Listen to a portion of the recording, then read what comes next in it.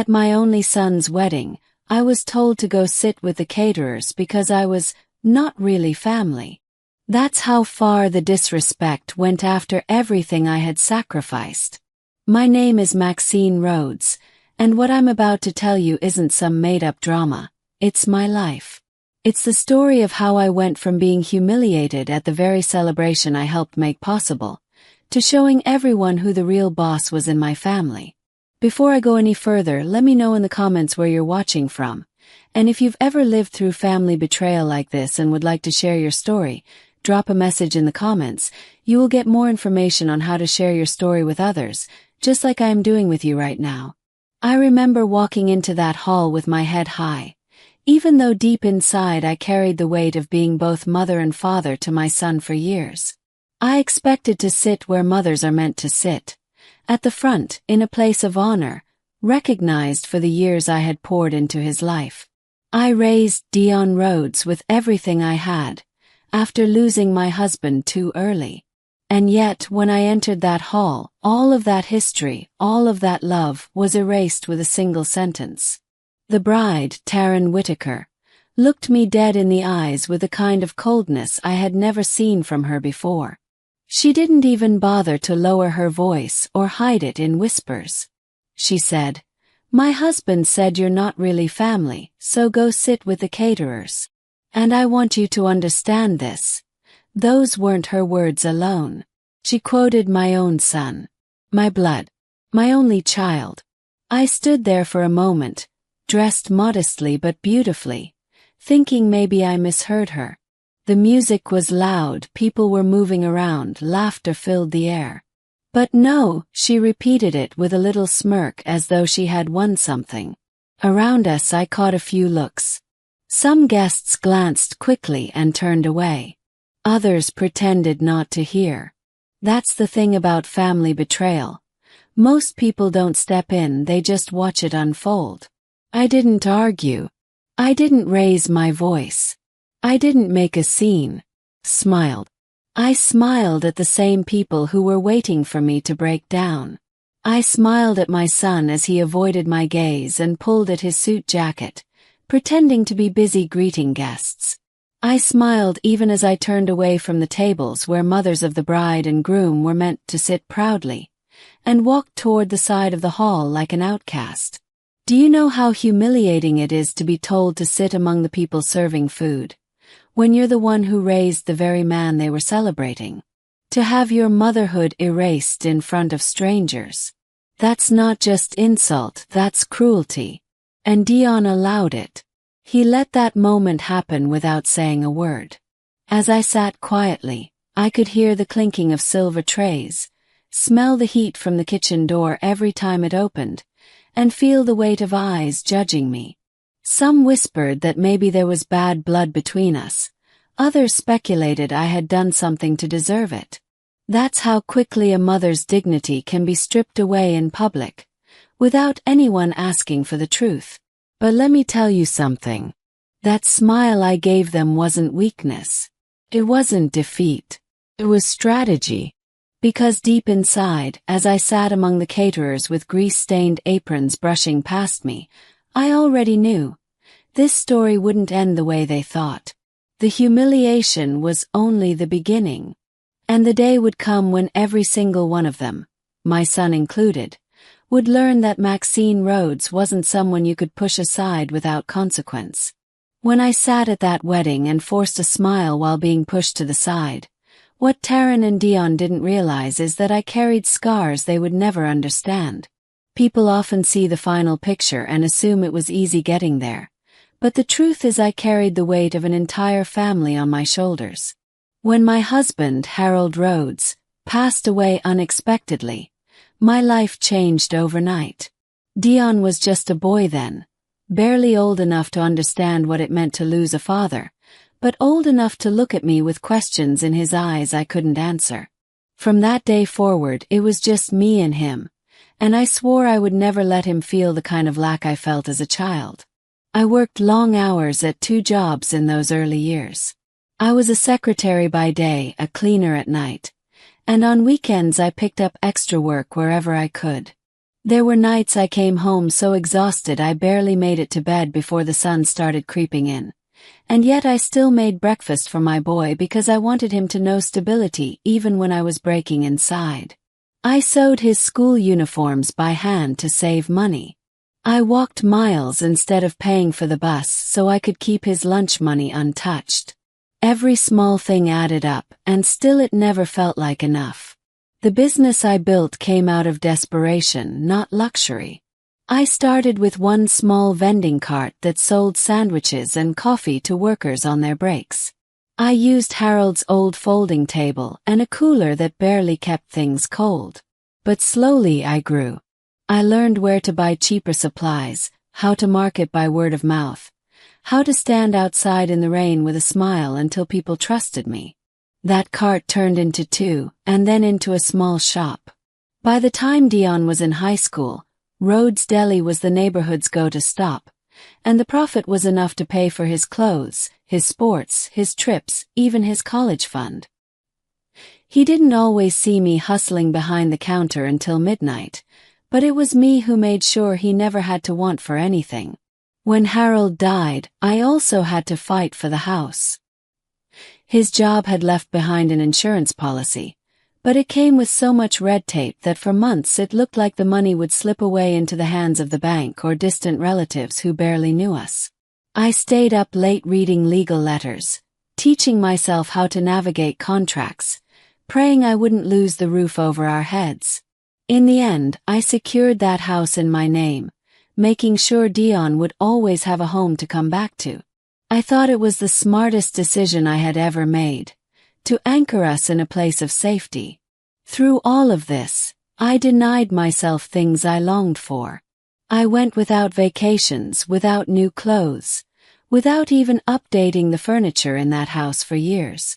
When friends encouraged me to start dating again, I turned them down. I told myself my job was to focus on Dion, to protect him and prepare him for a future better than mine. There were nights I cried into my pillow, nights I counted pennies on the kitchen table just to figure out how to stretch them until the end of the week. But I kept it from him. I wanted him to believe life was smooth because I didn't want him to carry my burdens. Dion was my everything. Every sacrifice I made, every sleepless night, every bone-deep ache in my body was for him. I thought the love I poured into his life would come back to me in honor, in appreciation. I never imagined that one day he would sit silently while his bride told me I wasn't family. That's the part that cut the deepest. Not the insult itself, but the years of sacrifice that were tossed aside in that moment like they meant nothing. But betrayal doesn't erase memory. I still remember the nights I stayed awake worrying about bills while he slept peacefully. I remember the sandwiches I skipped so he could have an extra helping at dinner. I remember the day I signed the papers securing our house, thinking I had finally won a battle for his sake. These are the hidden sacrifices people don't see. And while they turned their heads at that wedding, I knew my truth. They might have tried to erase me in that hall, but they couldn't erase the history I carried. And that history would become my weapon in the days to come. When Dion was younger, he was the kind of son every mother prayed for. He hugged me tight after school, told me about his day in detail, and clung to me like the world outside was too big and I was his only safe place. I remember him running through the door with his backpack bouncing against his shoulders, calling out "Mama," before he even took off his shoes. He was my joy, my reason, and for a long time I believed the bond we had was unshakable. But time has a way of showing you things you never expect, and slowly I watched that bond unravel. It didn't happen overnight. It was little things at first. The teenage years brought a new distance, but I brushed it off as normal. He started spending more time with friends who dressed sharper, spoke differently, and made it clear they thought being from the block was beneath them. They were the type of kids who measured worth by the brands on your back, the car you drove, and the circles you ran in. Dion wanted to impress them, and slowly he started pulling away from me. I noticed when he stopped inviting me to his school events, even though I was the one paying for his uniforms and registration fees. He said things like, "Mama, it's not a big deal," or "It's just for students, you wouldn't fit in." At first I believed him, thinking maybe parents weren't expected there, until I saw other mothers sitting proudly in the stands cheering on their children. That's when I realized he just didn't want to be seen with me. My plain clothes, my tired face from long shifts, my simple car. Suddenly, I wasn't someone he wanted to show off. The older he got, the worse it became. In college, he barely called. I was the one working double hours to keep his tuition paid and his apartment covered, yet he spoke to me like an obligation, rushing through phone calls, acting like my love was a nuisance. I caught hints in his tone, the way he started correcting how I spoke, as though my dialect embarrassed him. Once he introduced me to a friend as, "My mom, she's real old school," like I was some outdated accessory he had to drag along. That cut me deeper than he knew. By the time he started dating Taryn Whitaker, the change was undeniable. She came from a family that measured everything by status. Her parents, Vaughn and Simone, looked at me like I was invisible the first time we met. Dion noticed, and instead of defending me, he leaned into their world, acting like he needed to prove himself to them. He traded the humility I raised him with for arrogance he thought made him powerful. He wore suits he couldn't afford, drove cars that weren't even in his name, and talked about his future like he had built it all alone. My name, my sacrifices, my history started fading from his story. What hurt most were the subtle erasures. When people asked about Rhodes Deli, the business I had built from the ground up, he spoke as though it was his vision all along, as though I was just someone who helped out. He stopped mentioning the years I carried it alone, replacing my presence with his ambition. He started rewriting the family narrative, casting himself as the self-made man who had risen from nothing, conveniently skipping over the fact that the foundation he stood on was laid by my blood and sweat. There were moments I wanted to shake him, to remind him where he came from, but I bit my tongue. I thought maybe marriage would settle him, maybe he would find his way back. Instead, the closer he got to the Whitakers, the more he distanced himself from me. Every call was shorter, every visit rarer, every acknowledgement colder. It was as though he was ashamed of me, ashamed of the woman who gave him everything she had. That's how betrayal starts. Not in the big dramatic moments, but in the small, quiet shifts where love turns into something else. By the time his wedding came, the boy who once ran into my arms had become a man who let his bride tell me I wasn't family. The first time I met her parents, Vaughn and Simone Whitaker, was at a dinner they hosted. Their home was a mansion, the kind you only see in glossy magazines, with marble floors, chandeliers, and waitstaff gliding around silently as though we were in a hotel.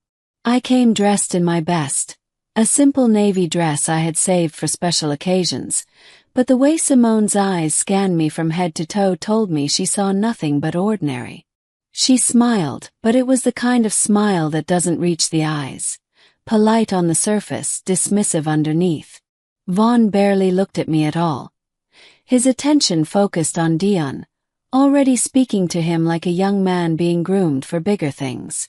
Throughout that dinner, they asked Dion questions about his goals, his dreams, his plans for the future. Every time I tried to join in, Simone redirected the conversation, making me feel like I was intruding. When Dion mentioned Rhodes Deli, Vaughn cut him off quickly. "That's good for where you've come from, but your future is elsewhere." It was subtle but clear. They didn't see my life's work as valuable, and by extension, they didn't see me as valuable either. I noticed the change in Dion after that evening. He started talking differently, mimicking Vaughn's tone, repeating phrases Simone had used. He suddenly wanted to distance himself from the deli, saying things like, "Mama, that business is too small for where I'm headed." At first I thought it was just youthful ambition, but the more time he spent with the Whitakers, the more he began to parrot their beliefs. He stopped calling our neighborhood home and started referring to it as where I grew up but not where I belong. Those words stung because they weren't his originally. They were fed to him drop by drop until he believed them. Behind the scenes, the Whitakers knew exactly what they were doing. Vaughn ran a company with ties to city contracts, and he dangled the promise of a role for Dion, telling him there was room for ambitious men who wanted to rise above their beginnings. Simone, with her soft but sharp words, whispered about building a new legacy, and focusing on the family you're creating, not the one you came from. To them I was an anchor holding him down, and they made sure he saw me that way too. I remember one particular conversation that revealed everything. Dion came home and told me almost casually that Vaughn thought it was better for appearances if our family story was kept minimal during wedding planning. He said it like it was logical, like it was just part of climbing up. I stared at him, realizing my own son was repeating back a script the Whitakers had written for him. That's when I understood. They weren't just marrying their daughter to him, they were buying his loyalty, reshaping his identity, and erasing me in the process. Simone especially had a way of making me feel like I was nothing more than an inconvenience. At bridal events she would take over, shutting me out of decisions. When asked about family traditions, she always inserted her own, as though mine didn't exist. And Dion let her. Each time he chose silence, he chose their approval over my dignity. The Whitakers didn't have to scream their disdain. Their wealth spoke for them, and their influence seeped into my son until he believed he needed to detach from his past to secure his future. Looking back, I see how carefully they orchestrated it all. They offered him opportunities, connections, and access, but only if he proved he was willing to cut ties with where he came from. And what better way to prove it than by pushing his own mother aside at the most important event of his life? The Whitakers thought they were building him up by tearing me down. What they didn't know is that every condescending glance, every dismissive word, every manipulative promise was being etched into my memory, brick by brick, preparing the foundation for a reckoning they couldn't stop. I always thought the house would be the one thing that could never be taken from me. It wasn't just bricks and wood. It was the symbol of everything Harold and I had built together, the anchor I clung to after his death, the safe space where Dion grew up. I had fought hard to secure it with Harold's insurance after endless paperwork and sleepless nights. To me, that house represented sacrifice, stability, and love. So when I discovered that the deed had been shifted quietly into my son's name without my knowledge, it felt like the ground I was standing on crumbled beneath me. The truth came to me in the most ordinary way. I received a letter in the mail, one of those generic updates about property taxes. I opened it expecting to see my name, the same way it had always been since the day I fought the insurance company and claimed what was rightfully ours. But instead, in bold print, it read, "Property owner Dion Rhodes." First I thought it was a mistake. My heart pounded and I checked again, then again. I even held it up to the light as if maybe my eyes were playing tricks on me. But it was clear. My name was gone. I felt sick as I went through old files, pulling out the documents I had saved all those years, the ones with my name in black ink, declaring me the rightful owner. I remembered the relief I felt the day I signed those papers, knowing my son would never have to worry about losing his childhood home. Now, staring at this new letter, it was as if all of that had been erased. And the cruelest part, it wasn't a stranger who did it. It was my own child. I went down to the county office to get answers. Sitting in that cold lobby, waiting for my number to be called, I kept replaying the years of sacrifice in my mind. When the clerk finally handed me the updated deed, I saw it there in writing. The house had been transferred into Dion's name months earlier. There was no mistake. Somewhere, somehow, papers had been signed and I had been cut out. The betrayal wasn't just in the transfer itself, but in the silence. Dion never told me. He never asked for my consent. He never even hinted that it had happened. He just erased me quietly, as if I was a placeholder instead of the woman who fought tooth and nail to keep that house standing. That's when it hit me. This wasn't just about family. This was about power. Someone had convinced my son that to move forward, he needed to wipe me out of the picture legally and financially. I could see the Whitakers' fingerprints all over it. Vaughn, with his slick business talk, had likely whispered in Dion's ear about consolidating assets and presenting stability. Simone, with her careful suggestions, probably pushed the idea that the house needed to reflect the new family rather than the old. And Dion, blinded by the life they dangled in front of him, agreed. He signed away my history like it was nothing more than a transaction. I went home that evening and sat in the living room, staring at the walls that once echoed with Harold's laughter and Dion's childhood. It didn't even feel like mine anymore, even though I was the one still paying the bills, the one keeping it running. To know that my name had been erased from the deed while I was still alive was a wound deeper than words could capture. It was the first undeniable sign that the child I raised, the boy I sacrificed everything for, had chosen to betray me. That night I didn't cry. I didn't scream. I sat in silence, letting the betrayal settle into my bones. Because in that moment I realized something important. The legal erasure wasn't the end. It was the beginning of a new chapter one hadn't written yet. They thought they were rewriting my place in this family. What they didn't know was that I still had the strength, the memory, and the will to take it all back, piece by piece. If the house being taken from under me was a wound, what happened with the business was a knife driven straight through my back. Rhodes Deli wasn't just a business. It was my survival, my dream, and the legacy I built with blistered hands and sleepless nights. That deli had carried us when there was nothing else. It paid for Dion's clothes, his school trips, his college education. It was proof that I could take nothing and turn it into something. So when I realized my son had rebranded it completely as though it was his creation, as though I had only been a shadow in the background, the pain was sharp enough to take my breath away. I first noticed the shift when a customer I had known for years came up to me while I was sweeping outside. "You must be proud of Dion," she said warmly, "building such a successful business for himself." Her words made me pause. I wanted to correct her, to remind her that the deli had been mine long before Dion ever thought about business, but I bit my tongue. I smiled politely and nodded, but inside I was unsettled. That was the first sign that my role was being erased. Soon after, I saw the changes with my own eyes. The old Rhodes Deli sign that had hung above the shop since the early days was gone. In its place was a sleek new banner, Rhodes and Company. Gone was the warmth of a family establishment. Everything was now polished and corporate.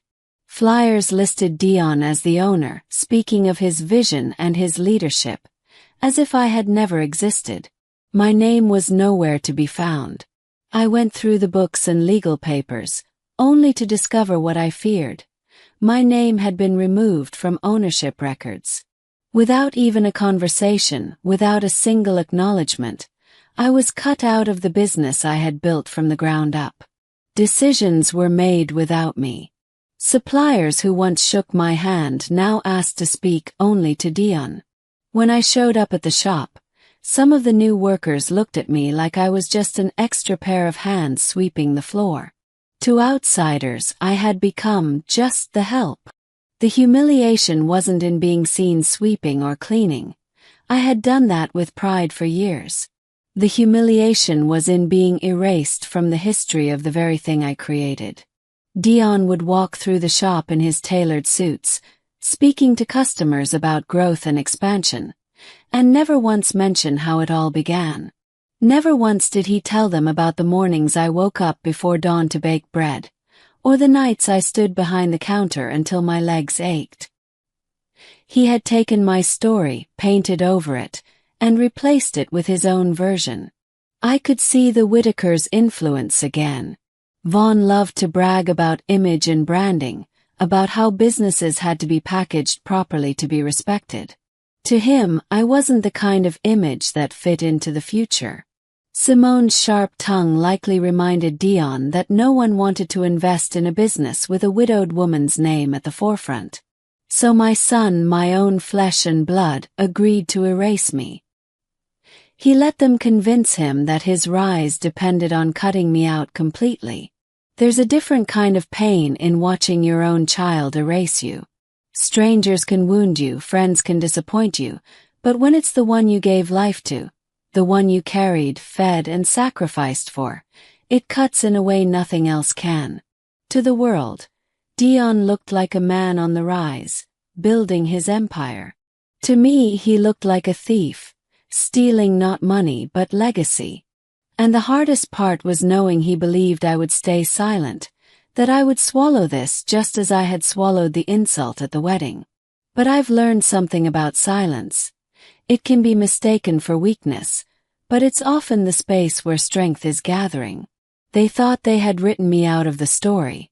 What they didn't know was that the woman they were erasing was the same woman who had fought battles alone and won. And if I could build a business from nothing once, I could find a way to reclaim everything they thought they had taken. The night of the wedding is burned into my memory like a scar that will never fade. I walked into that hall with hope, dressed in the best I could afford, carrying the pride of a mother who had raised her only child to this moment. I thought I would be honored, seated near the front where mothers of grooms belong. Instead, I became invisible in a room filled with people who should have known better. Dion never once came over to greet me properly. From the moment I entered, I saw how carefully he avoided my eyes.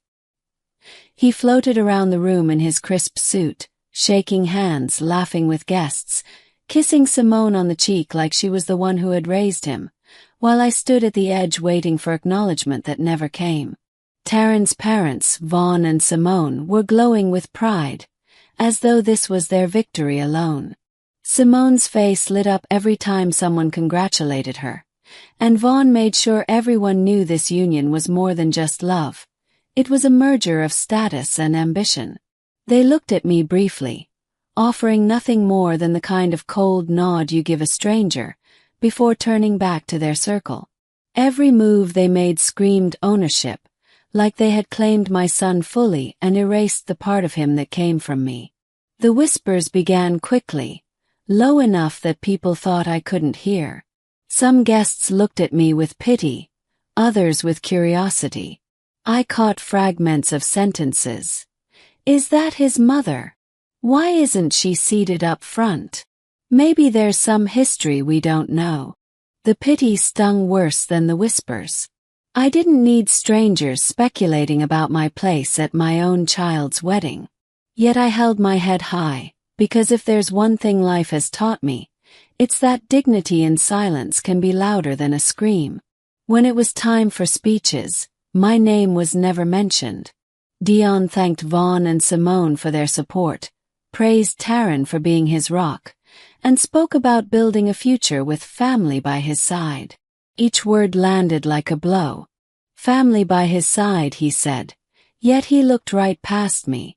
It was as if my years of sacrifice had been scrubbed clean from the story of his life, replaced with a narrative polished to fit the Whitaker standards. I sat there, smiling faintly, refusing to let tears betray me. Throughout the evening, I felt the eyes of the caterers more than anyone else. They moved around carrying trays and pouring drinks, but every so often, their eyes met mine with quiet sympathy. They knew what it felt like to be overlooked, to be dismissed as background. I, the woman who had poured everything into my son, had been reduced to the same category in the very hall where his new life was being celebrated. The irony was bitter enough to choke me. But I never caused a scene. That wasn't my way. I smiled when I caught eyes with those who stared too long. I clapped politely when vows were exchanged, when toasts were raised, when laughter rolled across the room. I carried myself with the dignity of a woman who knew her worth, even as others tried to strip it away. And when the dancing started, when couples filled the floor and Dion twirled his new bride with a grin that used to belong to me alone, I stood quietly, observing it all. Eventually, I slipped out without anyone noticing. No goodbyes, no confrontation, no raised voice. I walked through the night air with my head held high, leaving behind the music, the lights, and the whispers. Let them think they had won that night. Let them believe they had silenced me. What they didn't know was that silence is not surrender. My quiet exit wasn't the end of my story. It was the beginning of theirs unraveling. The storm was coming, and I would be the one to bring it. After the wedding, people expected me to break down. They expected me to cry, to beg, to show up at Dion's new house screaming for answers. But I've lived long enough to know that lashing out only gives your enemies proof that you are weak. Instead, I chose silence. Silence gave me space to think. And in that space I realized the most dangerous weapon I had wasn't anger. It was the law. If Dion and the Whitakers thought they could erase me quietly, then I would return the favor with my own quiet work. The very next week I went to see a lawyer. Not just any lawyer, but one recommended by a woman I trusted, someone who had dealt with families trying to cheat widows out of their rights. I walked into his office with a folder full of documents I had saved for years, papers most people would have thrown away. My late husband Harold's death had left me cautious, and I had kept every scrap of paperwork tied to his estate. That day, those scraps became gold. The lawyer listened as I explained the situation. The house deed shifted into Dion's name, the business rebranded without me, the feeling that my own history was being rewritten. He didn't look shocked. He'd seen betrayal like this before. But when I handed him Harold's original will, his eyes sharpened. He flipped through the pages, running his finger along lines I hadn't thought twice about back then. He looked up and said, "Mrs. Rhodes, I don't think they realize what's in here." We pored over that will together, page by page.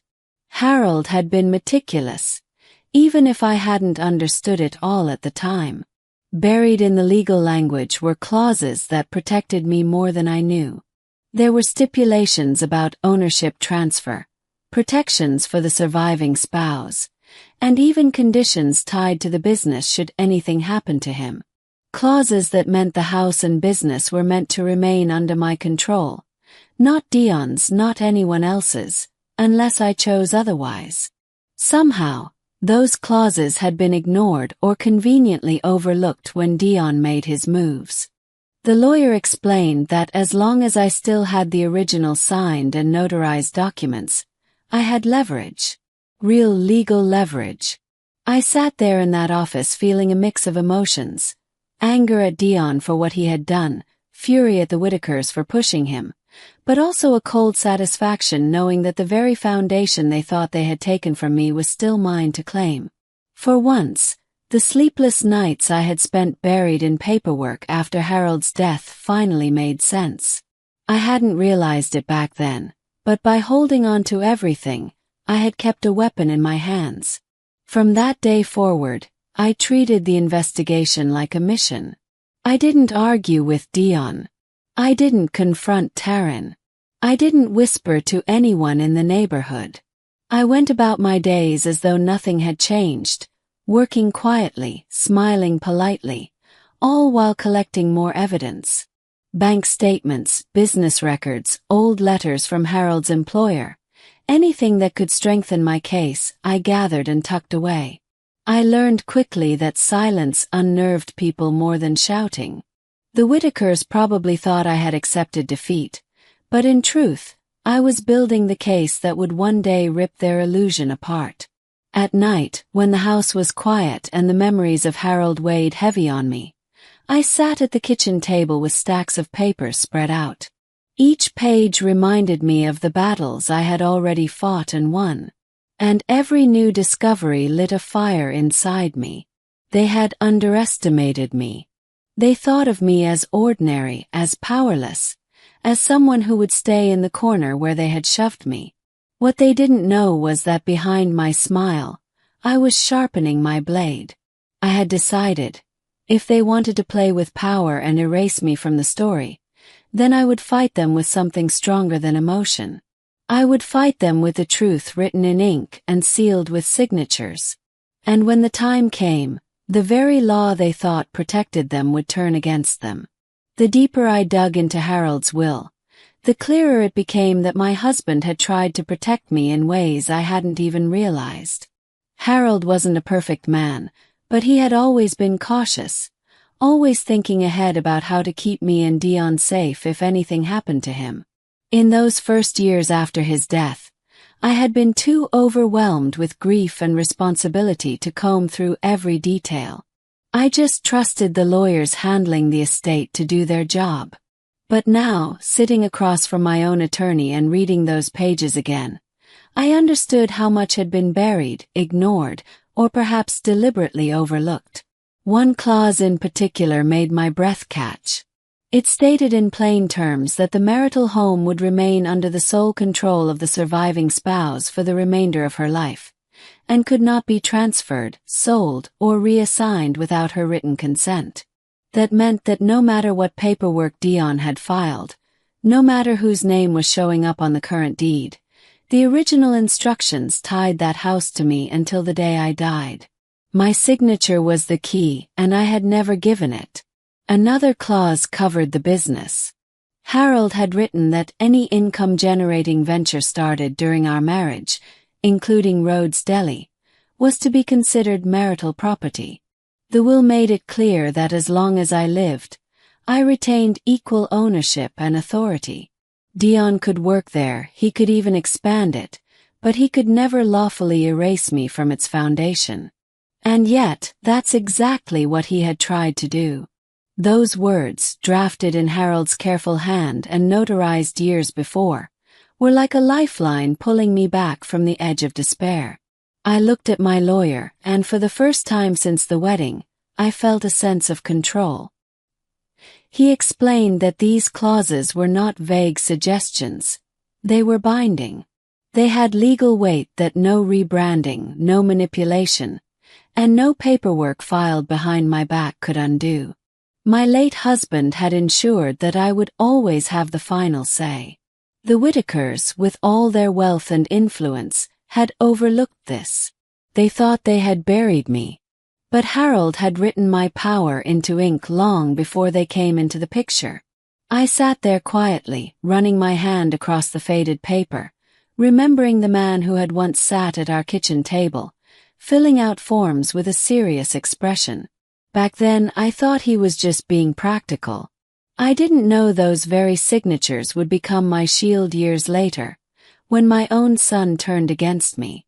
It was bittersweet, to feel Harold's protection from beyond the grave, and to realize that while he had tried to safeguard me, Dion had chosen to dishonor both of us by ignoring it. The lawyer told me we could move strategically, that with these clauses I had leverage to challenge every decision made without my consent. He said we didn't need to act immediately. Sometimes it was smarter to let people think they've won, to let them dig deeper into their arrogance before pulling the ground out from under them. His words made sense. I had no intention of rushing. I wasn't after quick revenge. I wanted them to feel secure in their illusion before I shattered it piece by piece.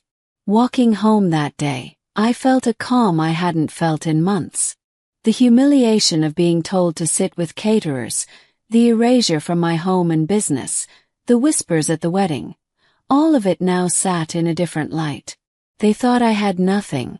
They thought I was powerless. But tucked away in my bag were the very documents that would undo them. The clauses Harold had left behind weren't just words. They were weapons. And now they were mine to wield. From that point on, I stopped feeling like a victim. The power they had stolen wasn't gone. It was simply waiting for me to reclaim it. And when the time was right, I would place those papers on the table and remind everyone exactly who I was. Maxine Rhodes, the rightful owner, the woman they could not erase. The papers had given me leverage, but what I found next gave me ammunition. One thing about betrayal: once you've been cut deep enough, you start looking at everything differently. I wasn't just searching for legal documents anymore. I began paying closer attention to the people around Dion, to the whispers I used to ignore. And that's when I uncovered something even more damning. Taryn Whitaker, the bride who looked me in the face and told me I wasn't family, wasn't as pristine as she pretended to be. It started with a phone call I wasn't meant to hear. One evening, while visiting the deli to pick up some files I had stored away, I overheard two of the younger employees talking in the back. They didn't see me standing near the storage room, and their voices carried through the open door. One of them mentioned Taryn by name, laughing about how she used to be too friendly with a man named Tremaine Holt before her engagement. My heart skipped a beat. Tremaine wasn't some stranger. He was a family acquaintance, someone who had been around long before the Whitakers ever entered the picture. I didn't want to believe it, but the way they spoke made it clear there was more to the story. I started digging quietly, asking subtle questions in places where people didn't guard their tongues. Tremaine's name came up again, this time from a neighbor who mentioned seeing him and Taryn together late at night in the months before the wedding. Not once, but several times. Always discreet, always rushed. It was the kind of detail most people dismissed as gossip, but I knew better. Where there is smoke, there is usually fire. I remembered Tremaine showing up at the wedding. He was there, smiling like everyone else, but now I looked back at the way his eyes lingered just a little too long on Taryn. It wasn't the look of a distant friend. It was the look of someone who knew her in a way a bride should never allow before her vows. My suspicions hardened into certainty the more I pieced it together. And when I finally gained access to phone records, not through snooping illegally, but through connections I still had from Harold's old job, it confirmed what I already knew. Late-night calls, texts, and sudden disappearances, all timed just before the wedding. I didn't confront anyone. I didn't run to Dion with the evidence. I didn't spread it through the neighborhood. That's not how you win wars like this. People who use their weapons too early end up exposed. I filed it away, kept it quiet, and tucked the knowledge into the same mental drawer where I kept Harold's will and the hidden clauses. Because sometimes the most powerful revenge isn't in shouting what you know. It's in holding it until the exact moment when it will do the most damage. The irony was rich. Taryn had stood in front of me at her wedding with a smirk, proud to humiliate me. Yet here she was, carrying her own secret that could shatter her marriage before it even had a chance to begin. The Whitakers, so obsessed with status and appearances, had no idea their polished daughter had nearly dragged scandal into their perfect image. And Dion, so quick to erase me, had no idea he was sleeping beside a woman who had already betrayed him. I carried that knowledge like a hidden blade. I went about my life calmly, smiling when I saw them in passing, never letting on that I knew the truth. Because one day when the time was right, I would pull that blade out and lay it on the table. And when I did, it wouldn't just cut Taryn. It would cut Vaughn, Simone, and Dion too. They had all invested in a false image. I was the only one who knew the cracks in the foundation. And I would be the one to decide when those cracks became an earthquake. By the time Dion was fully absorbed into the Whitakers' world, he was almost unrecognizable to me. The boy I once knew had been polished into their idea of a man. Tailored suits, carefully rehearsed speeches, and an arrogance that made him think he had already arrived. Vaughn paraded him around to investors like a prize, presenting him as the next big thing. They spoke of expansion, of new ventures, of corporate partnerships that would launch Dion far beyond the small deli that had once fed our family. They were grooming him to be their heir in business as much as in marriage. And he believed every word of it. Kept quiet, but I watched closely. I listened when neighbors spoke of the new money he flashed around, the cars he claimed as his own, the sudden generosity that seemed too extravagant to be sustained. I knew my son well enough to recognize when the numbers didn't add up. He had dipped into accounts, moved money without proper authorization, and blurred lines between personal funds and business funds. To the Whitakers it looked like ambition. To regulators it looked like fraud. And I knew exactly who to tell. I gathered everything I had. Old records from the deli, receipts that didn't match deposits, documents showing where his rebranding had quietly siphoned funds without my signature. I had copies of contracts that still carried my name, contracts that he had presented as his alone. Piece by piece, I built a file so solid no one could ignore it. Then, without announcement, I passed it to the right people. State regulators, tax offices, even a contact Harold once had in compliance. I didn't attach a note. I didn't make threats. I simply let the truth land where it needed to. It didn't take long for the cracks to show. One week, Vaughn was introducing Dion to partners with smiles and handshakes. The next, whispers began. Meetings that were once easy now ended with tension. Calls stopped being returned. I heard through the grapevine that regulators had started asking questions, requesting documents, digging into accounts. The Whitakers tried to smooth it over, but the numbers told the story better than I ever could. And behind every missing dollar, every false signature, every unexplained transfer was Dion's name.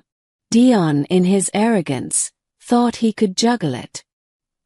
He stood in front of investors talking about projected growth, while investigators were already tearing into the foundation of his books.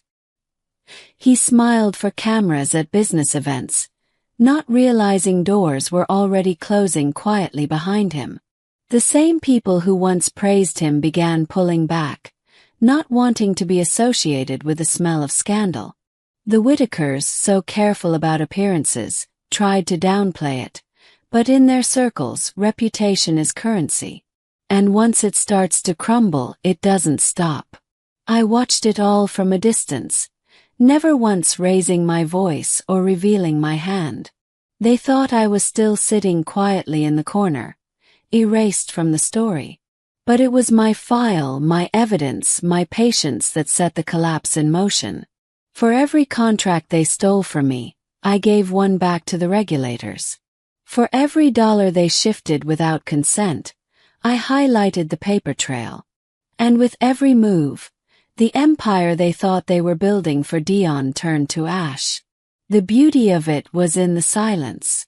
They never saw me coming because I didn't need to announce myself. I let the law speak for me, just as Harold's clauses had taught me.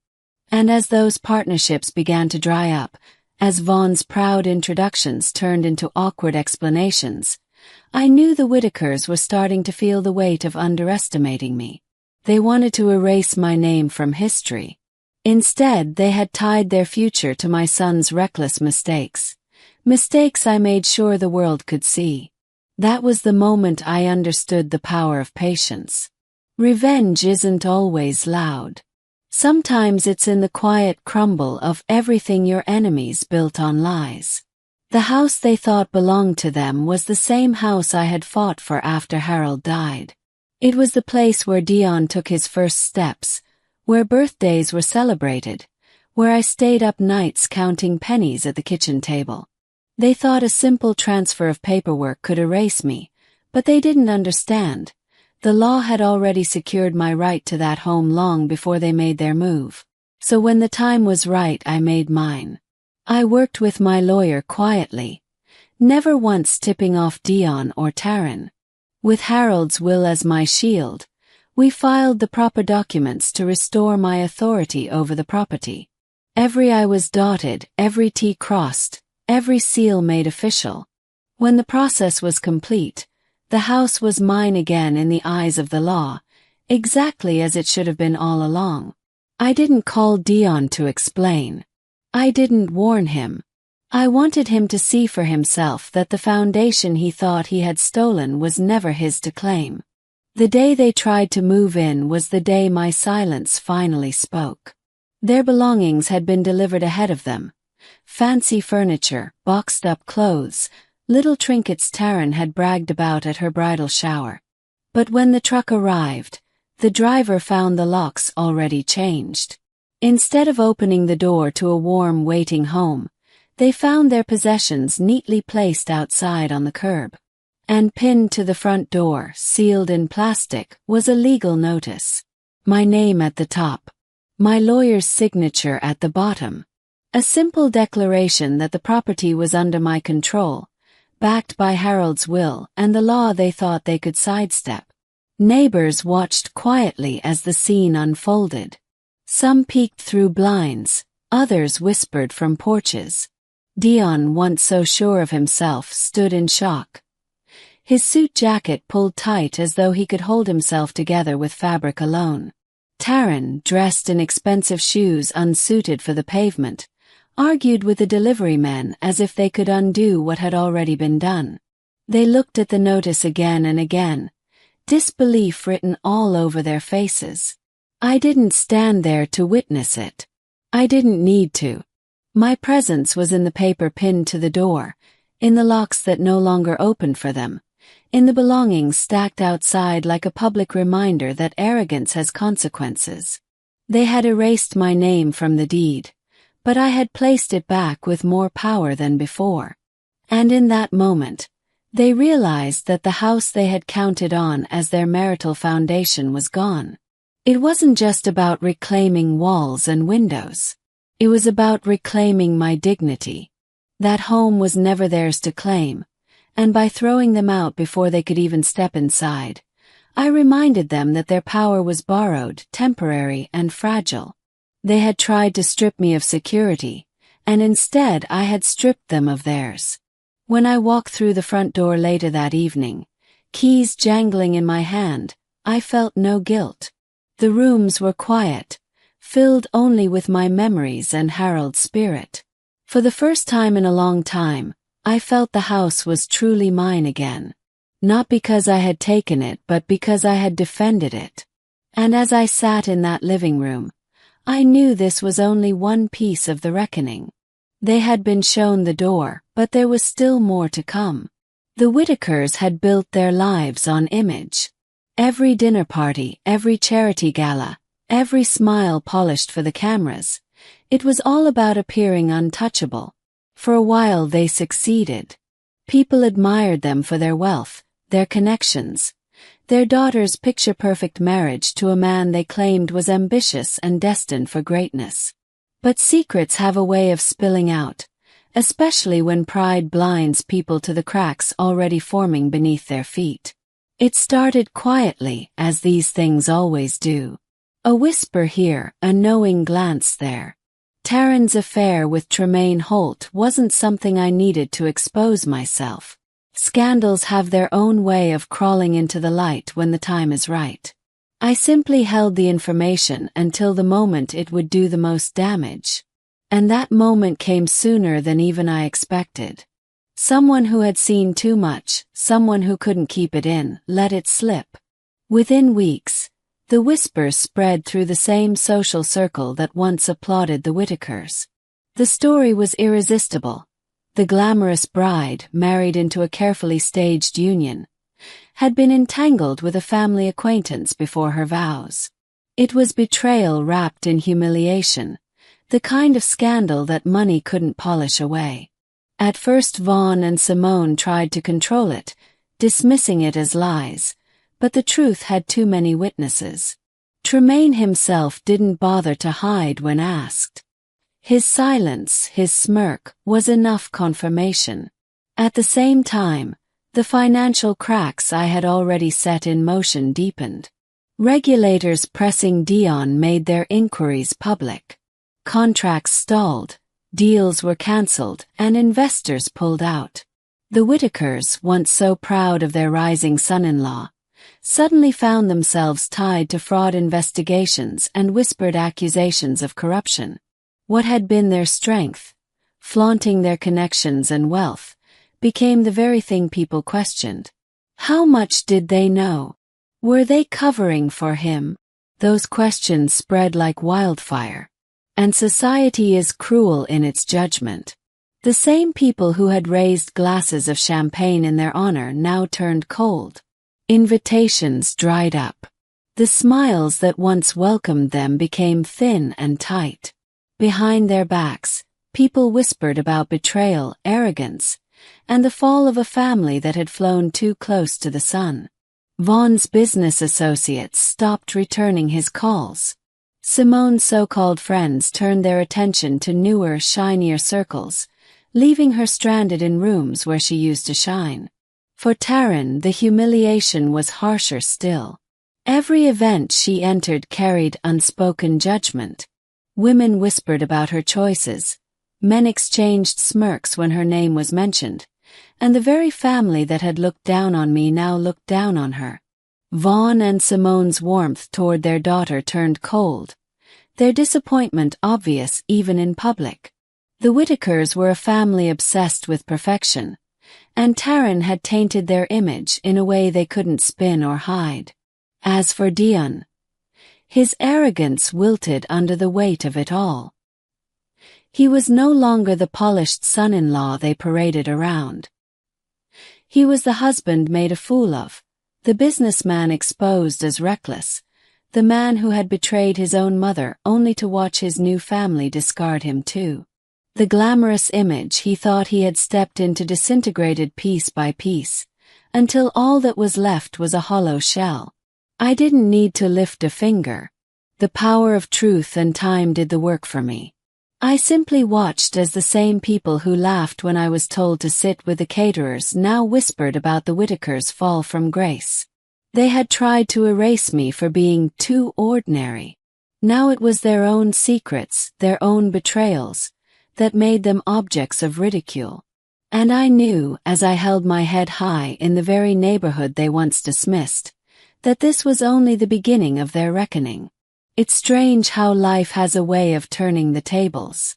The same son who once stood tall beside the Whitakers, puffed up with pride and arrogance, now came back to me with nothing left. The businesses he thought he controlled were crumbling under investigation. The home he claimed as his own had been stripped away and locked to him for good. The Whitakers, who once paraded him as their golden prospect, now kept their distance, ashamed to be tied to his disgrace. And Taryn, the bride who humiliated me on my own son's wedding day, no longer looked at him with admiration. Her eyes carried blame, disappointment, and eventually absence. Piece by piece, everything Dion thought he had built collapsed until there was nowhere left for him to turn. When he finally showed up at my door, it was late in the evening. I'll never forget the sight. The suit he wore was wrinkled, his shoes scuffed, and the confident posture he once carried was gone. He stood there for a moment, staring at me before words even formed. And then it happened. The boy who once told his wife I wasn't family, the man who let me be humiliated in front of strangers, dropped to his knees on my porch. His voice cracked as he said, "Mama, please. I need your help." I stood still, not moving right away. For a moment, all I saw was the child I once carried on my hip, the boy I held close after Harold died, the teenager I stayed up all night worrying about when he was late coming home. But just as quickly, I remembered the man at the wedding, looking away as his bride cut me down. I remembered my name erased from deeds and contracts, my work rewritten as if it were his vision alone. I remembered the silence he chose when he could have defended me. And now here he was, knees on the ground, begging for the very help he once believed he no longer needed. He spoke fast, as if words could undo years of betrayal. He talked about being shut out of meetings, about doors closing in his face, about creditors demanding money he couldn't produce. He told me Taryn was gone, that her parents had washed their hands of him, that everything he thought was secure had been ripped away. His voice shook with desperation, and I could hear the weight of humiliation pressing down on him. For the first time, Dion understood what it meant to be powerless. He finally knew the sting of being erased, discarded, left to fend for himself. The arrogance that once dripped from his tone was gone. All that was left was a broken man, clinging to the only person he could still call mother. And I stood over him, not out of cruelty, but out of clarity. The balance had shifted. The same woman he had pushed aside was the one who now controlled everything. I didn't shout. I didn't gloat. I didn't even rush to lift him off his knees. He needed to feel the weight of his actions, to sit in the very place he had left me when he chose to side with the Whitakers. And in that moment, I realized the lesson was complete.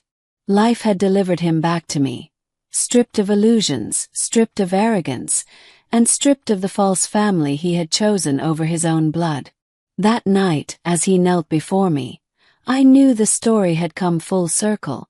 The son who once denied me was now begging me for the very foundation I had always fought to give him.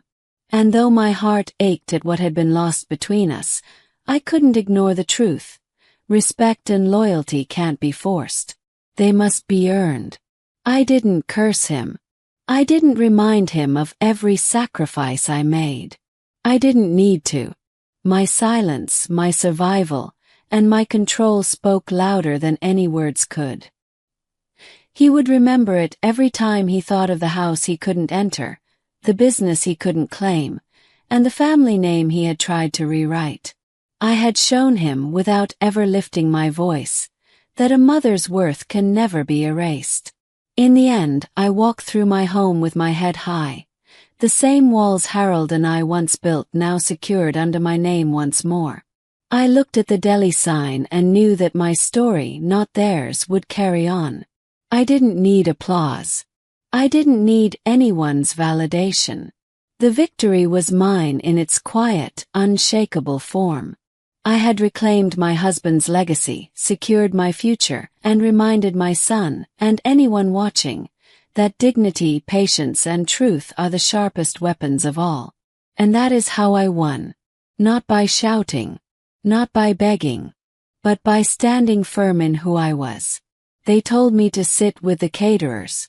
They tried to erase me from my own story. But when the dust settled, I was the only one still standing.